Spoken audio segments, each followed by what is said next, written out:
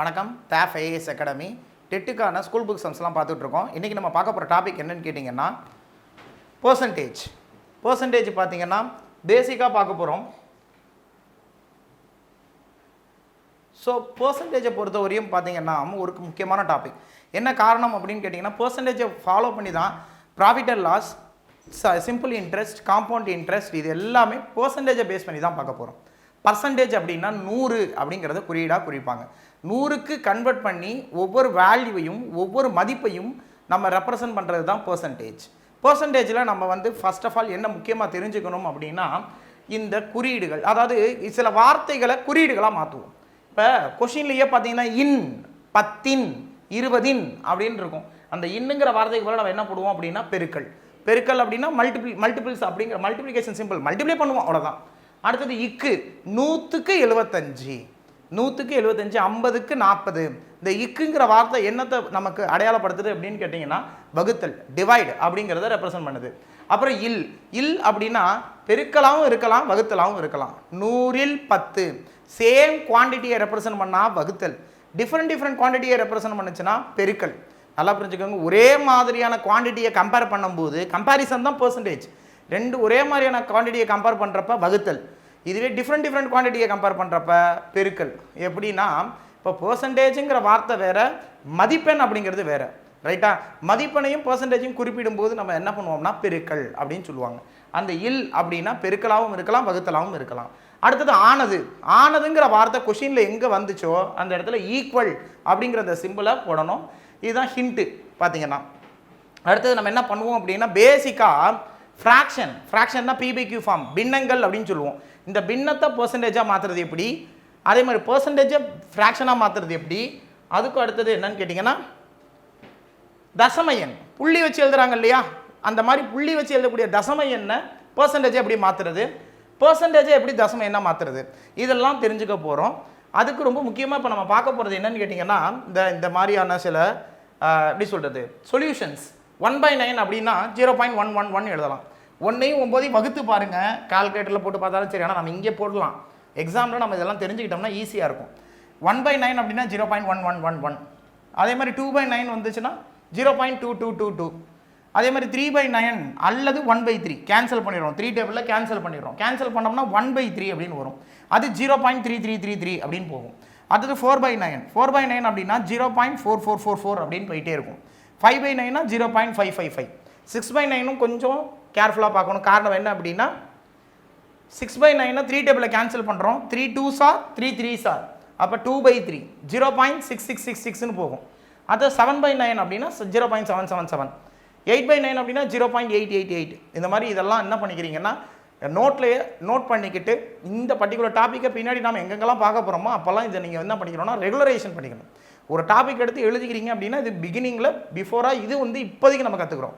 ஒவ்வொரு வாட்டியும் நம்ம இந்த பர்சன்டேஜ் டாப்பிக்காக பார்க்குறப்பெல்லாம் ஏதாவது எக்ஸ்ட்ரா படிச்சுக்கிட்டே இருக்கலாம், சரிங்களா? இப்போ ஃபஸ்ட்டு சம்மை பார்த்துடலாம். ஃபஸ்ட்டு சம், பின்வரும் ஒவ்வொரு பின்னத்தையும் சதவீதமாக, கொஷின்லேயே சதவீதம்னு கொடுத்துருக்காங்க, சதவீதமாக மாற்றுக அப்படின்னு கொடுத்தாங்கன்னா சதவீதமாக மாற்றுகன்னு கொஷினில் கொடுத்தாங்கன்னா பெருக்கல் 100 என்ன கொடுத்துருக்காங்களோ அதோட பெருக்கல் 100. இப்போ ஃப்ராக்ஷன் கொடுத்துட்டு என்ன பண்ணியிருக்காங்க, ஃப்ராக்ஷனை கொடுத்துட்டு பர்சன்டேஜாக கன்வெர்ட் பண்ண சொல்கிறாங்க. அப்போ பெருக்கல் 100 36/50 பெருக்கல் 100. 150 is 50, 250 100. கிராஸில் அப்படி டிவைட் பண்ணிடலாம். 2 36 72%. ரொம்ப சிம்பிளாக தெரிஞ்சுக்கணுமேன்றது தான் அதெல்லாம் பேசிக்காக. அடுத்தது இங்கே ஒரு மிக்சடு ஃப்ராக்ஷன், இதுக்கு பேர் கலப்பு பின்னம்னு சொல்லுவாங்க தமிழில், இங்கிலீஷில் மிக்சடு ஃப்ராக்ஷன். ஸோ இந்த மிக்சடு ஃப்ராக்ஷன் எப்படி கன்வெர்ட் பண்ணுவோம் அப்படின்னா இது ரெண்டுத்தையும் பெருக்குவோம். 2 4 8, 8 + 1 9, 9/4. இப்போ இதை கன்வெர்ட் பண்ணியாச்சு. மிக்சடு ஃப்ராக்ஷன் கலப்பு பின்னத்தை தகா பின்னமாக எழுதியாச்சு. இப்போ மறுபடியும் பின்னம் இருந்துச்சுன்னா என்ன பண்ணணும், பெருக்கல் 100. ஏன் சதவீதமாக மாற்ற சொல்லியிருக்காங்க. 1 நாள் 4, 25 நாள் 100. இப்போ இது ரெண்டுத்தையும் பெருக்க போகிறோம். 25 9ஓட பெருக்க போகிறோம். எப்படி ஈஸியாக பெருக்கிறதுன்னு தெரிஞ்சு வச்சுக்கோங்க. 25 10ஆல் பெருக்கணும்னா 250. 25 10 முறை பெருக்கினா 250. ஆனால் இங்கே 9 முறை தான் இருக்குது. அப்போ ஒரு 25 கம்மி பண்ணிக்கோங்க. ஒரு 25 கம்மி பண்ணால் 250 25 போனால் 225. சார் பர்சன்டேஜ்னா 100 தான், என்ன 100 தாண்டி ஆன்சர் வருது அப்படின்னு கேட்டால் 100 தாண்டி ஆன்சர் வரலாம். இது கிட்டத்தட்ட 2 மடங்கு. அப்போ நம்ம இன்வெஸ்ட்மெண்ட் அமௌண்ட்டு 100 ரூபா அப்படின்னா நமக்கு 200 ரூபா திருப்பி அவங்க பணத்தை நம்ம அந்த பொருளை விற்றதுக்கப்புறம் 200 ரூபா கிடைக்குது அப்படின்னா 100% லாபம். அது 1 மடங்கு அப்படின்னு சொல்லுவாங்க. 1 மடங்கு அப்படின்னா 100%, 2 மடங்கு அப்படின்னா 200%, 3 மடங்கு அப்படின்னா 300%. இதை ஞாபகம் வச்சுக்கோங்க. அந்த மாதிரி தான் இதுவும் வருது. ஸோ இதுதான் வந்து பின்னத்தை சதவீதமாக மாற்றுதல். அடுத்த கொஸ்டின், பின்வரும் ஒவ்வொரு சதவீதத்தையும் பின்னமாக மாற்றுங்க. அவன் சதவீதம் கொடுத்துருக்காங்க, நம்ம பின்னமாக மாற்ற போகிறோம். சதவீதம் கொடுத்துட்டு பின்னம் கேட்டாங்கன்னா டிவைடட் பை 100. பின்னத்தை கொடுத்துட்டு சதவீதம் கேட்டாங்கன்னா மல்டிப்ளை பை 100. சதவீதம்னு கேட்டால் பெருக்கல் 100. அந்த மாதிரி சதவீதத்தை கொடுத்துட்டாங்கன்னா டிவைடட் பை 100. பாருங்கள், இங்கே சதவீதத்தை கொடுத்துட்டாங்க. இப்போ நம்ம இதை எப்படி சால்வ் பண்ணலாம்? 35% அப்படின்னா இப்படி தானே மார்க் போட்டிருப்பாங்க. நம்ம ஸ்கூல் டேஸ்லலாம் கூட தெரிஞ்சிருப்போம். இது ரெண்டுத்தையும் கேன்சல் பண்ணி நம்ம பின்னமாக ஃப்ராக்ஷனாக கன்வெர்ட் பண்ணணும். ரெண்டுமே 5 டேபிள். 7 5s are 35. இந்த 5 டேபிளில் பண்ணுறப்ப 2 5s are 10, அதாவது 20. 20 into 5 100. மறுபடியும் இதை கேன்சல் பண்ண முடியுமான்னு கேட்டால் கண்டிப்பாக கேன்சல் பண்ண முடியாது. இதுக்கு இதுதான் ஆன்சர். அதே மாதிரி அங்கே 0.64/100. நல்லா புரிஞ்சுக்கோங்க. பர்சன்டேஜுங்கிறதுலாம் டிவைடட் பை 100. இதையும் நான் என்ன கன்வெர்ட் பண்ணுறோம்னா 2 ஸ்தானம் தள்ளி புள்ளி இருக்கு இல்லையா? 2 ஸ்தானம் தள்ளி புள்ளி இருந்தால் கீழே பெருக்கல் 100. 3 ஸ்தானம் தள்ளி புள்ளி இருந்தால் கீழே டிவைடட் பை 1000. 3 ஜீரோ போட்டுக்கணும். 1 போட்டு 3 ஜீரோ. ஏன்னு கேட்டால் உங்களுக்கு தெரியும் 1 10 100. இந்த இடம் என்னன்னு சொல்லுவோம்? நம்ம 1 புள்ளியை 1 அப்படின்னு சொல்லுவோம். அடுத்தது 10, அடுத்தது 100. இதை கன்வெர்ட் பண்ணுறதுக்கு அந்த மேலே இருக்கிற புள்ளியை எடுக்கிறதுக்காக நம்ம என்ன பண்ணுறோம் அப்படின்னா 64 ஆல்ரெடி 2 ஜீரோ இருக்கக்கூடிய 100. இது எதுக்காக அப்படின்னா பர்சன்டேஜுக்கு. இந்த கன்வர்ஷனுக்கு இன்னொரு 100.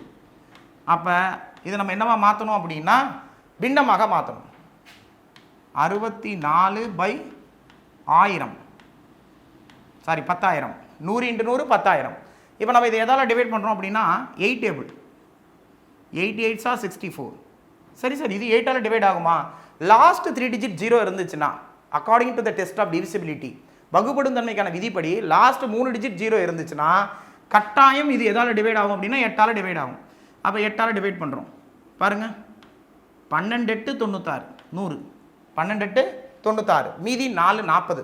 40ல் எத்தனை 8 இருக்கும்? 5 8. 5 8 40. பேலன்ஸ் இன்னொரு 0 இருக்குது, அதை அப்படியே போட்டுடுறோம். மறுபடியும் அகைன் பாருங்களேன், 8 1250. இதையும் டிவைட் பண்ணலாம். 2 டேபிள். 2 டேபிளில் பண்ணோம்னா 4. இதை பண்ணோம்னா 1000 2 டேபிளில் டிவைட் பண்ணோம்னா 500, விச் மீன்ஸ் 500. அங்கே என்ன பேலன்ஸ் இருக்குது அப்படின்னா 250. 250 2 டேபிளில் டிவைட் பண்ணோம்னா 125. 500 125 625. இதுதான் இதோட ஆன்சர்.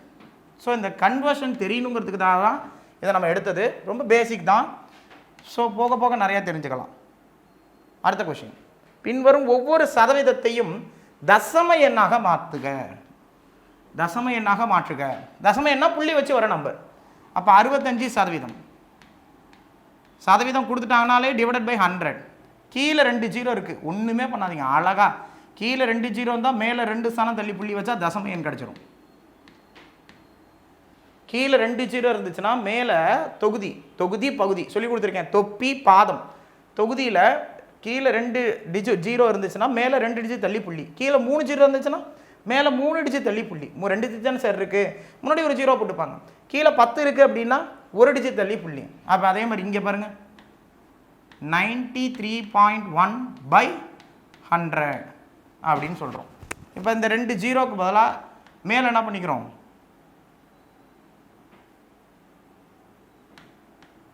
மேலே 2 ஸ்தானம் தள்ளி புள்ளி வைக்கிறோம். அப்போ 0.931.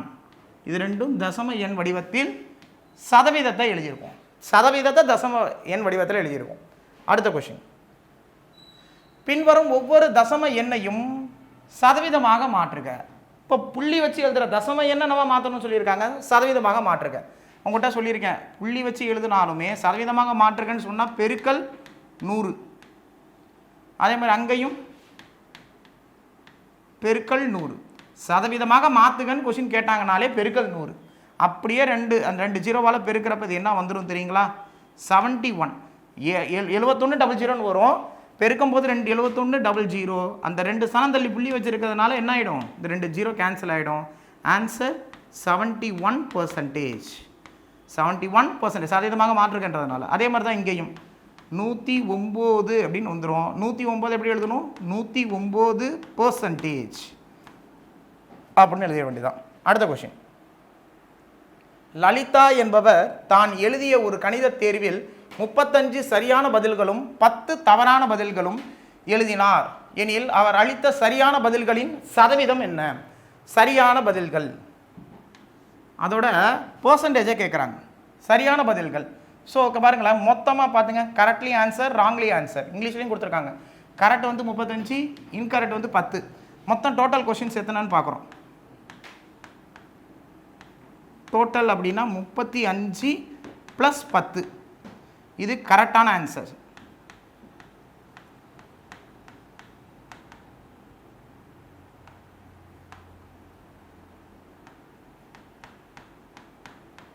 இது இன்கரெக்ட் ஆன்சர், ராங் ஆன்சர்னு கூட சொல்லலாம்.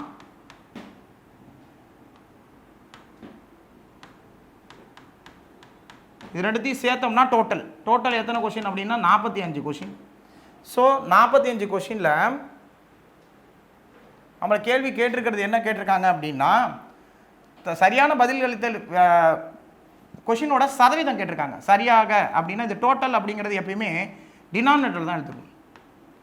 ஏன் டோட்டல் டினாமினேட்டர் எழுதுகிறோம் அப்படின்னு கேட்டிங்கன்னா, நார்மலாக ஸ்கூல் டேஸில் பார்த்தீங்கன்னா நமக்கு டோட்டல் மார்க் எப்பயுமே தொகுதி பகுதியில் தான் போடுவாங்க. இப்போ 50 மார்க் டெஸ்ட் வைக்கிறாங்கன்னா 50 எங்கே போடுவாங்கன்னா பகுதியில் தான் போடுவாங்க.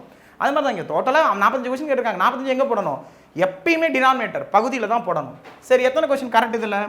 35 கொஸ்டின் பெருக்கல் 100. ஏன் பெருக்கல் 100? சதவீதம் கேட்டாலே இன்ட்டு 100. பாருங்க 5 டேபிளில் 7 times 9 times 7 times 9 times multiply பண்ணுங்க. 700/9.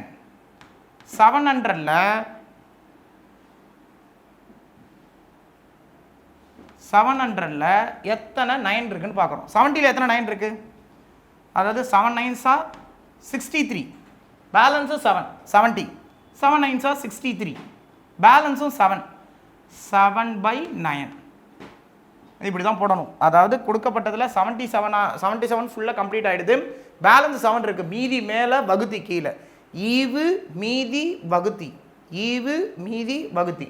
இப்போ இந்த ஆன்சர் அங்கே இருக்கான்னு கேட்டால் எல்லாமே டெசிமலில் கொடுத்துருக்காங்க. இதுக்கு தான் இந்த டெசிமல் வேல்யூ முன்னாடி நான் எழுதியிருந்த ஞாபகம் இருக்கா? அதை நீங்கள் ஃபாலோ பண்ணணும். 7/9 அப்படி எழுதலாம்.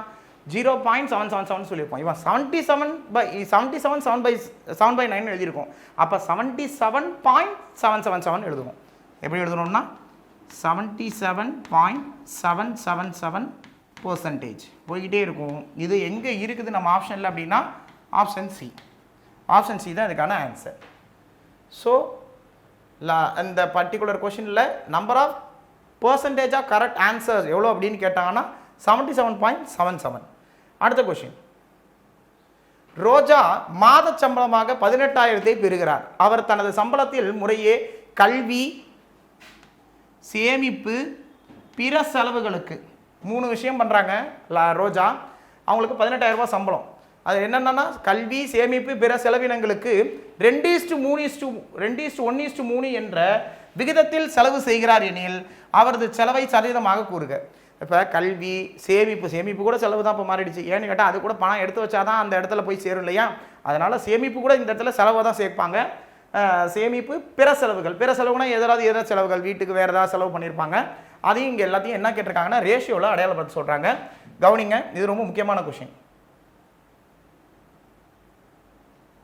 ஃபர்ஸ்ட் ஆஃப் ஆல் இந்த ரேஷியோ கொடுத்துருக்கிற ரேஷியோவை நம்ம எல்லாத்தையும் கன்வெர்ட் பண்ணுறோம். முதல்ல 18,000 சம்பளம் அப்படிங்கிறது 100% எடுத்துக்கணும். ஏன்னா சதவீதத்தை பொறுத்தவரையும் டோட்டல் அமௌண்ட் அவங்க ரோஜா வாங்கிட்டு வர மாத சம்பளமே பார்த்தீங்கன்னா 18,000. அந்த 18,000 தான் உங்களுக்கு என்னென்னு அர்த்தம் அப்படின்னா 100%.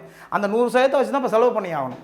அப்போ 100% அப்படின்னாலும் என்ன தான் 18,000 ரூபாய். அதான் டோட்டல் அப்படிங்கிறது இந்த பர்டிகுலர் கான்செப்டில் மொத்தம் டோட்டல் அப்படிங்கிறது 100% குறிப்பாங்க. டோட்டல் அப்படின்னாலே என்னது 100%. ஏன்னா பர்சன்டேஜ் படிச்சுக்கிட்டு இருக்கோம். டோட்டல் அப்படின்னா எத்தனை பர்சன்டேஜ்? 100%. இப்போ அவங்க ரேஷியோவில் கொடுத்துருக்காங்க. என்ன ரேஷியோன்னு பாருங்கள். ரேஷியோவும் பர்சன்டேஜும் ரொம்ப க்ளோஸ் ஃப்ரெண்ட்ஸ் மாதிரி. ரேஷியோவில் நிறையா பர்சன்டேஜ் கொஷின் இருக்கும், பர்சன்டேஜில் நிறையா ரேஷியோ கொஷின் இருக்கும். ஸோ பாருங்கள், இப்போ 2:1 1:3.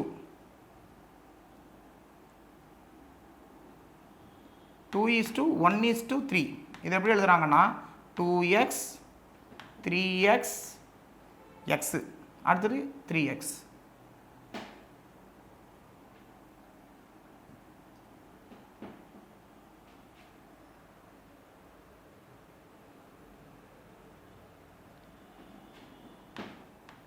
x 3x இப்படி குறிச்சுக்கிறோம். இது எக்ஸ்ன்னு என்ன சார்? ரேஷியோ அப்படின்னாலே மடங்குங்க. இது 2 பங்கு இல்லை, 2ஓட மடங்கு. இது 1 கிடையாது, 1ஓட மடங்கு. 2 மட்டும் கிடையாது, 3 மட்டும் கிடையாது. இது 3னா வெறும் 3 கிடையாது, 3 மடங்கு. மடங்கு அப்படிங்கிறத குறிக்க தான் எக்ஸ் போட்டுக்கிறோம். இது மொத்தத்தையும் சேர்த்தோம்னா எத்தனை எக்ஸ் வருதுன்னு பார்த்தீங்கன்னா 6x. இந்த 6x தான் இந்த 100%. இந்த 6x தான் 100%. 6x 100% அப்படின்னா ஒரு எக்ஸ் எத்தனை சதவீதம்னு பார்த்தா 100/6. சிம்பிளிஃபை பண்ண வேணா அப்படியே இருக்கட்டும். அடுத்தது 2x.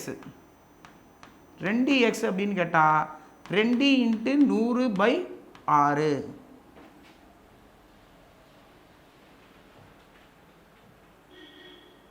ஓகேங்களா? புரிஞ்சுக்கோங்க. அடுத்தது 3x. 3 × 100/6. இப்போ இதெல்லாம் சால்வ் பண்ணோம்னா பர்சன்டேஜ் கிடச்சிரும். பாருங்கள், இது என்ன வரும் பாருங்கள். 100/6. 100ல் எத்தனை 6 இருக்குது? 16 6 96. 16 6 96. மீதி 4/6 பர்சன்டேஜ். இங்கே பாருங்கள், இது கேன்சல் பண்ணலாம். 1 2 3 2s 100/3. 100ல் எத்தனை 3 இருக்குன்னு கேட்பாங்க. இது நல்லா ஞாபகம் வச்சுக்கோங்க, மனப்பாடம் பண்ணாலும் தப்பு கிடையாது. 100ல் எத்தனை 3 இருக்குன்னா 33 3 1/3. 33 1/3 பர்சன்டேஜ். இங்கே பாருங்கள், 1 3 is 3 2 3s இதையும் அடிச்சிட்டோம்னா 50%. அப்போ ரோஜா வந்து அவங்க செலவு எப்படி என்னெல்லாம் செலவு பண்ணாங்க அப்படின்னா, கல்விக்கு, எஜுகேஷன், சேமிப்பு சேவிங்ஸ், பிற செலவுகள் அதர் எக்ஸ்பென்ஸ். ஸோ கல்விக்காக செலவு பண்ணுற பர்சன்டேஜ் எவ்வளோ அப்படின்னு கேட்டிங்கன்னா 2 பங்குன்னு கொடுத்துருப்பாங்க. ஸோ பாருங்கள், கல்விக்கு 2. அப்போ 2% 2 பங்கு அப்படின்னா இங்கே 2 பங்கு எவ்வளோ தான் குறிக்குது? 33 1/3. 33 1/3%. சேமிப்பு எவ்வளோ சேமிக்கிறாங்க அப்படின்னு கொடுத்துருக்காங்கன்னா ஒரே ஒரு பங்கு. சேமிப்பு ஒரு பங்கு, செலவு வந்து 3 பங்கு. ஸோ ஒரு பங்கு அவ்வளோங்கிறது 16. இது 4/6ன்னு இருக்கு இல்லையா? அந்த 4ஐயும் 6ஐயும் என்ன பண்ண முடியும் அப்படின்னா டிவைட் பண்ண முடிஞ்சால் டிவைட் பண்ணிக்கலாம். அப்போ என்ன வரும்? 2/3%. இது சேமிப்பு. அடுத்தது செலவு, பிற செலவு. அது எவ்வளோன்னா 3 பங்கு, அதுதான் 50%. இப்போ நீங்கள் இது எல்லாத்தையும் கூட்டி பார்த்தீங்கன்னா ரோஜாவோட அந்த பர்டிகுலர் பர்சன்டேஜ் எவ்வளோ மொத்தமாக கையில் காசு வச்சுருந்தாங்க. 100% வச்சுருந்தாங்க இல்லையா? அந்த 100% ஆன்சராக கிடச்சிடும். எவ்வளவுன்னு ரூபாவில் கேட்கல. ரூபாவில் கேட்டாங்கன்னா அதுவும் போடணும். நம்ம ரூபாவில் கேட்காம அவங்க பர்சன்டேஜில் தான் கேட்டாங்க. அப்போ பர்டிகுலராக இந்த கொஸ்டினுக்கான ஆன்சர் ஆப்ஷன் ஏ.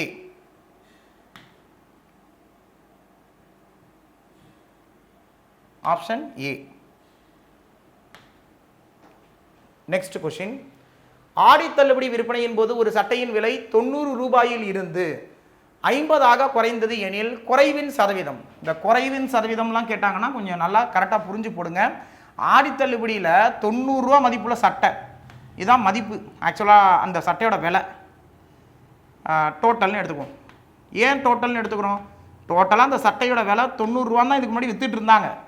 இப்போ ஆடி தள்ளுபடி வரும்போது இந்த 90 ரூபா அப்படி மதிப்புள்ள சட்டையை 50 ரூபாயாக குறைந்து விட்டுறது. 50 ரூபாய்க்கு விற்றுருக்காங்க, 50 ரூபாய் குறைக்கல, 50 ரூபாய் ஆக குறைந்தது. 50 ரூபாயாக குறைஞ்சிச்சு அப்படின்னா 90 ரூபா மதிப்புள்ள சட்டை 50 ரூபா குறைஞ்சிச்சுன்னா எவ்வளோ குறைஞ்சிருக்குன்னு அர்த்தம்? 40 ரூபா குறைஞ்சிருக்கு. ஸோ வித்த விலை செல்லிங் ப்ரைஸ்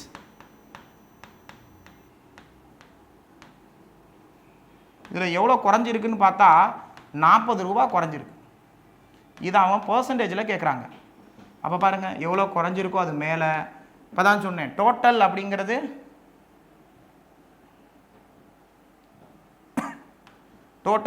எப்பயுமே கீழே. டோட்டல் எவ்வளோ ரூபா? 90 ரூபா அந்த சட்டை. பர்சன்டேஜ்னால இன்ட்டு 100, ஒரு ஜீரோ ஒரு ஜீரோ பெருக்கிடலாம், அடிக்கலாம் முடியாது, பெருக்கிடலாம். 400/9. மறுபடியும் 9 கீழே வந்துருக்கு, கொஞ்சம் உஷாராக போடணும். 40ல் எத்தனை 9 இருக்குன்னா 9 நாள் 36, 9 நாள் 36, மீதி 4, மறுபடியும் 9 நாள் 36, மறுபடியும் மீதி 4/9%. ஸோ இதான் ஆன்சர். ஆப்ஷன் பியில் இருக்குது. சப்போஸ் இதை வந்து அவங்க பாயிண்டில் டெசிமலில் கேட்டாங்கன்னா எப்படி திரும்ப கொடுத்துருப்பாங்க? 44.444 அப்படின்னு போய்கிட்டே இருக்கும். ஸோ இதையும் தெரிஞ்சு வச்சுக்கோங்க. Next question number 8. பீட்டர் என்பவர் முதல் திருப்புதல் தேர்வில் 280 மதிப்பெண்களை பெற்று தோல்வி அடைந்தார். அவர் இன்னும் 20 மதிப்பெண்கள் பெற்றிருந்தால் மொத்த மதிப்பெண்களில் 50% பெற்று வெற்றி பெற்றிருப்பார். அப்போ இதுலேருந்து என்ன தெரியுமா? இந்த எக்ஸாமில் பாஸ் ஆகிறதுக்கு 50% மார்க் எடுக்கணும். ஸோ அது தெரியுது இதுலேருந்து. 50% பெற்று வெற்றி பெற்றிருப்பார் எனில் மொத்த மதிப்பெண்களை காண்க. மொத்தம் அப்படின்னா எத்தனை பர்சன்டேஜ்? மொத்தம் அப்படின்னா 100%.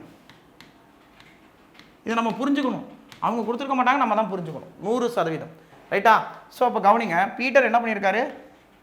280 வாங்கியிருக்காரு. எத்தனை மதிப்பெண் இன்னும் எடுத்தால் அவர் விச் மீன்ஸ் அந்த எக்ஸாமில் அவர் பாஸ் பண்ணியிருப்பார் அப்படின்னா இன்னும் 20 மதிப்பெண். அது எவ்வளோ இப்போ 300 மார்க். இந்த 300 மார்க் என்னவா 50% சொல்கிறாங்க. அது எங்கே சார் சொல்கிறாங்க? அந்த 20 மதிப்பெண் பெற்றிருந்தால் மொத்த மதிப்பெண்ணில் 50%. மொத்த மதிப்பெண் 50%னா பாதி தானே. அப்போ 50% எவ்வளோ மார்க் அப்படின்னா 300 மார்க். நமக்கு மொத்தம் எத்தனைன்னு கேட்குறாங்க. அப்போ 100% எவ்வளோன்னு கேட்குறாங்க. ஆக்சுவலாக இது வந்து டைரக்ட் ப்ரொபோர்ஷன். 50 எதால் பெருக்கணும்? 100 பெருக்கலாம், வகுக்கலாம், கூட்டவும் கழிக்கவும் கூடாது. அப்போ 2ஆல் பெருக்கணும். அதே மாதிரி இங்கேயும் 2ஆல் பெருக்கணும். 2ஆல் பெருக்கினா 600. ஸோ இந்த கொடுத்துருக்கிற ஆப்ஷனில் 600 ஆப்ஷன் டியில் இருக்குது. இதுதான் இதோட ஆன்சர். ஸ்கூல் புக் சம்மே ரொம்ப சிம்பிளாக தான் இருக்கும். கவனிங்க, அடுத்தது பார்த்தீங்கன்னா உங்களுக்கான work out problem. First question வந்து 7/4 பர்சன்டேஜாக கன்வெர்ட் பண்ண சொல்லியிருக்காங்க. பர்சன்டேஜ்னா இன்ட்டு 100ன்னு போட்டு அதை ஆன்சர் போடுங்க. 0.07%, 0.07%. இதை என்னவா மாற்ற சொல்லியிருக்காங்க அப்படின்னா பின்னமாக மாற்ற சொல்லியிருக்காங்க. பின்னம்னு ஆப்ஷனில் கொடுத்துருக்கிறதுனால வச்சு சொல்கிறோம். பின்னமாக மாற்றி இதுக்கு ஆன்சர் சொல்லுங்கள். அடுத்த கொஸ்டின் என்ன கொடுத்துருக்காங்கன்னு பாருங்கள்.